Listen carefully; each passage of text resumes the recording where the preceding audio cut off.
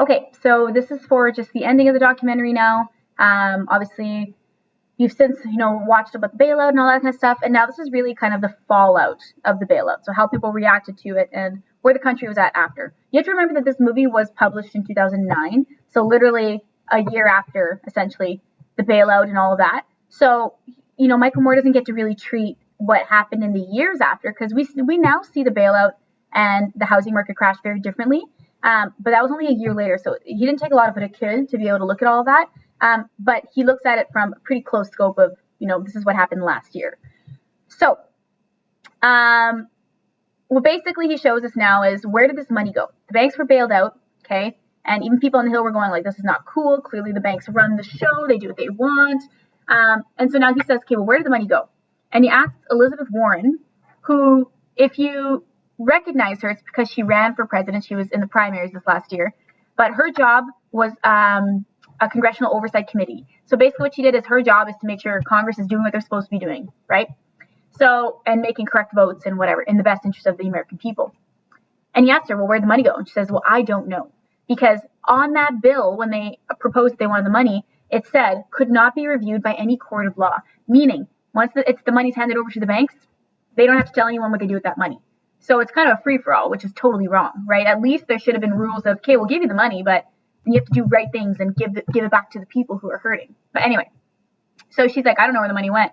And he shows all these videos of, in the aftermath, banks, we're finding out that they're spending millions on this and millions on that and millions of bonuses for high-level executives.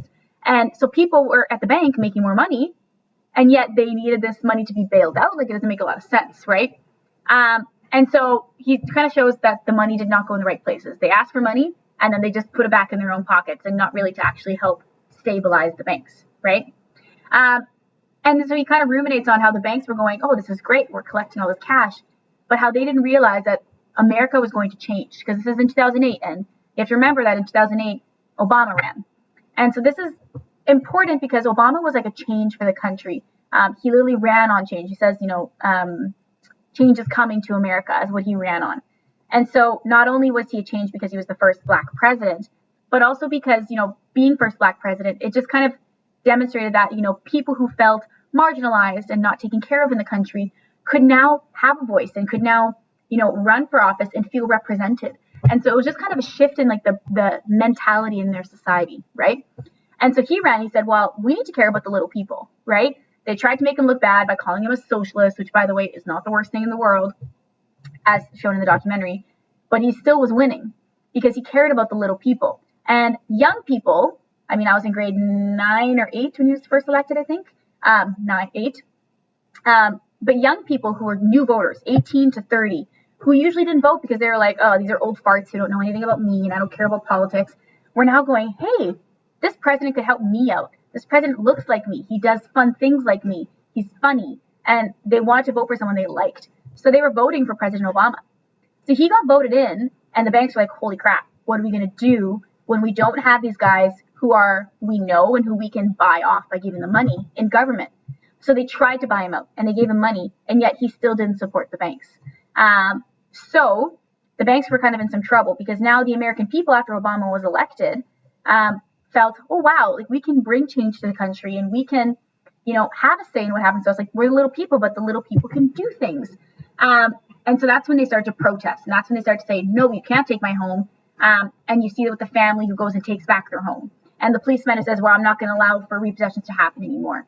And the people at the Windows and Doors company who decide to do a sit-in until they get their money that they were promised. So people start to fight back. And the banks didn't know what to do with this.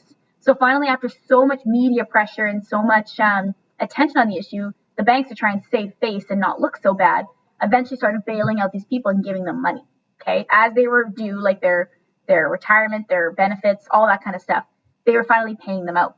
So Obama kind of electrified people to say, hi, I can do something about this. I'm not going to roll over and, be the 99% who accepts that the American dream is possible. They're not just going to accept that bad things happen to them and they can't do anything about it. They can actually fight back and use their voice. So he really did electrify people. Now, in retrospect, as a side note, the problem with this is that people got complacent. They got used to Obama. They got used to having a liberal government, a person who they felt represented them. And so he was reelected again for a second term. But come 2016, they're like, oh, Hillary's going to win. There's no way Donald Trump will win. So a lot of young people who weren't going to vote for Trump, but didn't necessarily like Clinton, they're like, I'm not going to vote because I don't like her, ended up allowing for the people who voted for Trump to be the larger number. By sitting out, they allowed him to win. So complacency became a huge problem when people thought, oh, the country's in a good way now, right? So that's all why they're saying that young people have to vote in this next election. Because if you don't vote, the people that you don't want to win will win. Because you'll bet that their absolute strong supporters will vote. Anyhow, so that's a side note. So people started to protest and they started to kind of get their things back. Now, Michael Moore shows us a time where this wasn't necessarily so new. And he shows us FDR, who, wasn't a very respected, very loved president, who really was considered like a man of the people. He really spoke for the people. And he, not only defended the workers at GM, but he presented a second Bill of Rights. And if this Bill of Rights basically would have been written into the Constitution and would have forced the government to uphold these rights of the people, or else they're literally breaching people's rights, which is completely illegal. So the Bill of Rights promised people a good job, a pension so that they don't have to be worried about money when they retire, health care so they don't have to worry about dying all the time, and good education, happiness, savings, all these things that make the country and make the people secure, right? And that's what they were promising them. And yet, even with that, the people were promised that. No one passed it through. And when he died, basically the bill went to nothing. His administration, though, went to Europe. They went to these fallen states of Germany, Italy, Japan, and helped them rebuild their country. They didn't just say, well, let's watch you fail after the war. They actually wanted to help them, build themselves back better. And so his Bill of Rights actually ended up helping other countries. So it's too bad that he sadly died. And, you'll notice that the reaction of the people when he died was everyone was crying. This is before the Civil Rights Movement. And you have black and white people alike crying as his carriage passes, which goes to show you how much he represented the people and cared about the little people. And he wasn't corrupt, right? Again, mostly, I'm assuming. I think all politicians are to a degree a little bit corrupt, but whatever. And so he obviously took care of the people there. And it's so sad because had that bill passed, none of what's shown in this documentary of what, happened in modern times, none of that could have happened. It would have been so wrong, so illegal, so impossible. And yet now these people aren't protected because that Bill of Rights didn't pass. So there's a certain tragedy to it that the people aren't protected, right? And he also says, it's too bad we didn't get to have this. And he shows kind of Katrina and how, when tragedies hit, the people suffer the most. Those that are on the bottom, right? The lower to middle class, they suffer the most when tragedies hit because they don't have the resources to help themselves. And yet what we're seeing in this whole documentary is the little people are always suffering. The people up the top never suffer. And they just always make more money, hurt people below them, and they don't care about the consequences of their actions. And that's essentially what he showed us in this documentary. So that's kind of the end of it. And really his point was to show you that from beginning to end, capitalism seems to be a good system. It was helping out the country. It helped them build themselves up, but that it became unstable, that the companies and the government and the banks started to tweak the system so that they could create situations to make money off of. Not that the situations were just happening. They were creating the situations. And then when you constantly put people in peril and make money off of them, well, eventually this becomes unstable. There's less people to put in peril. There's less money to accept. And then the whole system fails. So basically the banks hurt themselves by hurting other people because you need the people to pay into the banks, right? To invest and to spend. So the whole system became corrupt.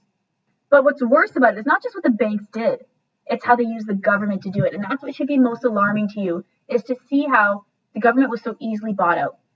How these people who are elected, who are voted for to represent the people, are not representing the people. They're doing things for their own self-interest, for their own money, right? To benefit themselves. And so really the message here that I think he's partially trying to say is we need to inform ourselves. We need to know what's going on in the country, and we need to use our power of vote to make sure that bad people like this and people who have self-interest only at heart don't get elected and can't hurt the people back. So there's a lot of messages that he had in this. And like I said, in those sections, you kind of have to break up what is he saying and how is he saying it. But the main thing is that capitalism was corrupt. You can't necessarily trust the people in power, and you need to inform yourself and use your power to vote. So it's basically the documentary. I mean, again, it's in shorter terms, but watch the end of that. Once you have this done, we'll obviously plan kind of a conversation based on the ending. And go over the document, right? So, well, for you, Ivana, this is about the document. For the other student, I'm saying this too. You've already seen the document.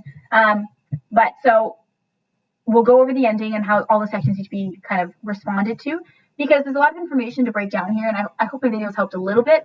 But every section is basically supposed to attack the documentary and approach it in a different way. So you're kind of taking a little bit of information and making sense of it. And once you've done each section, the whole should be a little bit more coherent for you. So if you have any questions, let me know. And if not, we will chat about it. So that's it.